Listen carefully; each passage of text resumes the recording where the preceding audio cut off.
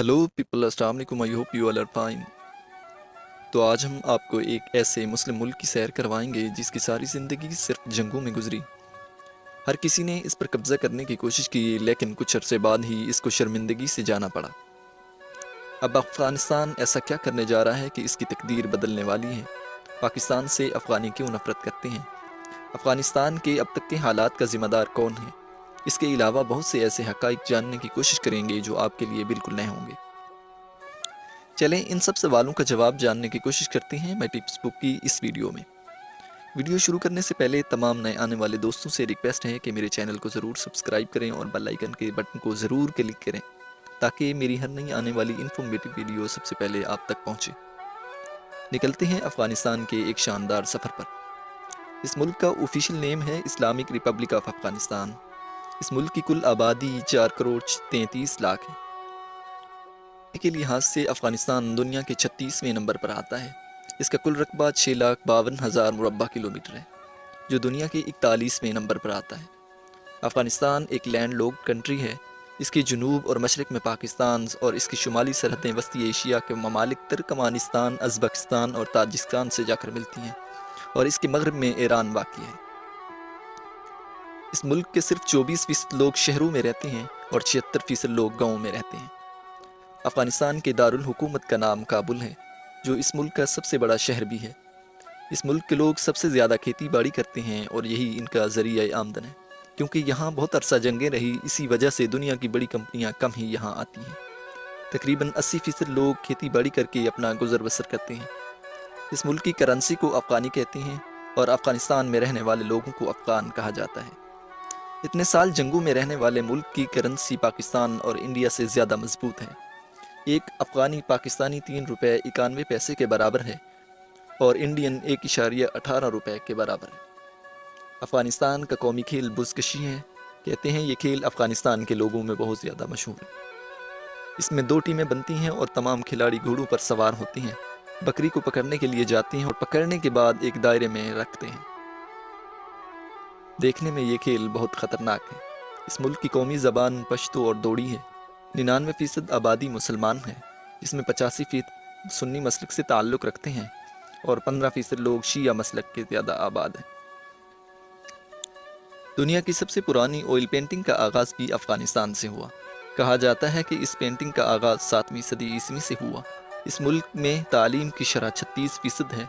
लोग बच्चों को स्कूल भेजना पसंद नहीं करते, लेकिन ये हालात कैसे पैदा हुए, इसको समझने के लिए हमें तारीख़ पर नज़र डालनी पड़ेगी। क्या आप जानते हैं कि अफ़गानिस्तान को ग्रेवयार्ड ऑफ एम्पायर भी कहा जाता है? मतलब आज तक जो भी सुपर पावर अफ़गानिस्तान पर कब्ज़ा करने की कोशिश करती है, वो हमेशा नाकाम रही है और उसे मुंह की खानी पड़ी। 19वीं सदी में ब्रिटिश आए, लेकिन इन्हें भी बहुत दर्दनाक शिकस्त का सामना करना पड़ा। 20वीं सदी में सोवियत यूनियन अफ़गानिस्तान में आता है। इसे भी 9 साल बाद शर्मिंदगी से वापस जाना पड़ा।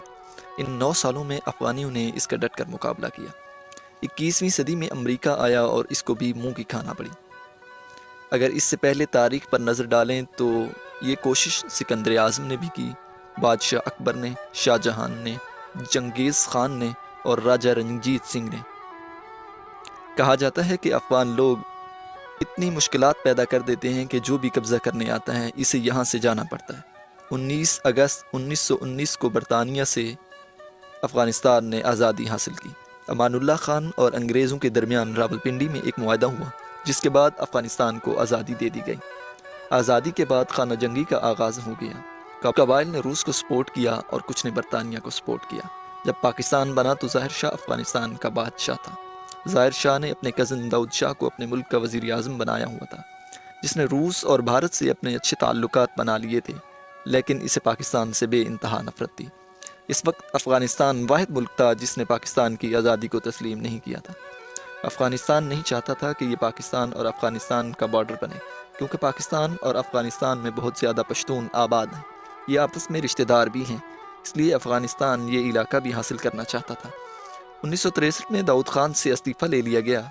इसने 10 साल बाद बगावत करके अफ़गानिस्तान पर दोबारा कब्ज़ा कर लिया। CIA ने इस्लाम ताकतों को मजबूत किया और रूस को अफ़गानिस्तान से निकाल दिया और रूस के टुकड़े टुकड़े हो गए। 1996 में मुल्ला उमर ने अफ़गानिस्तान का कंट्रोल संभाला تو پاکستان اور سعودی عرب دو واحد ملک تھے جنہوں نے ملا عمر کی حکومت کو تسلیم کر لیا۔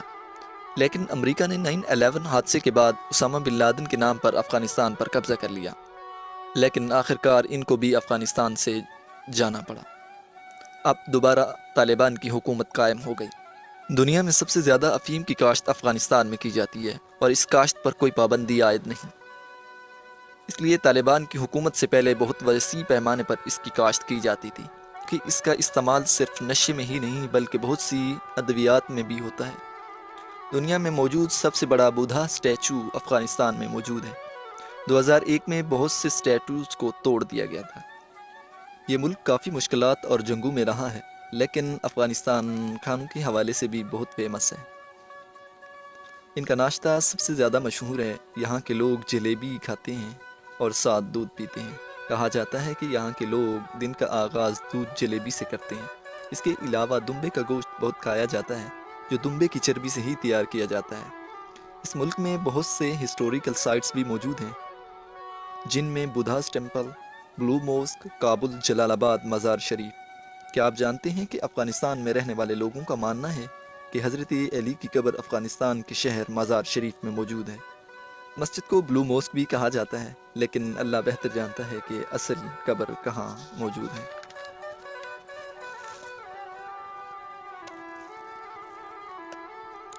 ایسا کون سا پروجیکٹ ہے جو افغانستان کی تقدیر بدل دے گا؟ افغانستان دنیا کی سب سے بڑی آرٹیفیشل نہر بنانے جا رہا ہے جو افغانستان کی تقدیر بدل دے گی۔ اس سے ان کی ذرات میں انقلاب آئے گا۔ یہ نہر 500 فٹ چوڑی اور 285 کلومیٹر لمبی ہے۔ حیرانگی کی بات یہ ہے کہ اس نہر کو بنانے کے لیے افغانستان نے نہ کوئی انجینئرز ہائر کیے اور نہ کسی ملک کی مدد لی۔ لیکن افغانستان کو اتنی لمبی نہر بنانے کی ضرورت کیا تھی؟ افغانستان کے 4 بڑے دریا ہیں جن سے ان کو پانی ملتا ہے، لیکن یہ ملک کی ضرورت کو پورا نہیں کرتے۔ اس نہر سے 55 لاکھ ایکڑ ریگستان کو سیراب کیا جائے گا۔ 2028 تک افغانستان 50% سے زائد گندم دوسرے ممالک کو بیچ رہا ہوگا۔ یہ پروجیکٹ مارچ 2022 سے شروع ہوا اور 2028 میں اس کے مکمل ہونے کی تاریخ رکھی گئی ہے، لیکن اتنی تیزی سے کام ہو رہا ہے کہ 2025 تک اس کا کام مکمل ہو جائے گا۔ دنیا یہ دیکھ کر حیران ہے کہ بغیر انجینئرز کی اتنی مہارت اور اتنی تیزی سے یہ کام کیسے کیا جا رہا ہے۔ آنے والے سالوں میں یہ پروجیکٹ افغانستان کی قسمت بدل دے گا۔ چائنا نے پاکستان میں سی پیک کو سلو کرنے کے بعد افغانستان میں بھی سڑک کا کام کرنا شروع کر دیا۔ تمام پرانی ٹنلز کو تعمیر کیا جا رہا ہے اور کچھ نئی ٹنلز بھی تعمیر کی جا رہی ہیں، کیونکہ افغانستان کا ایک چھوٹا سا حصہ چائنا کے ساتھ بھی لگتا ہے۔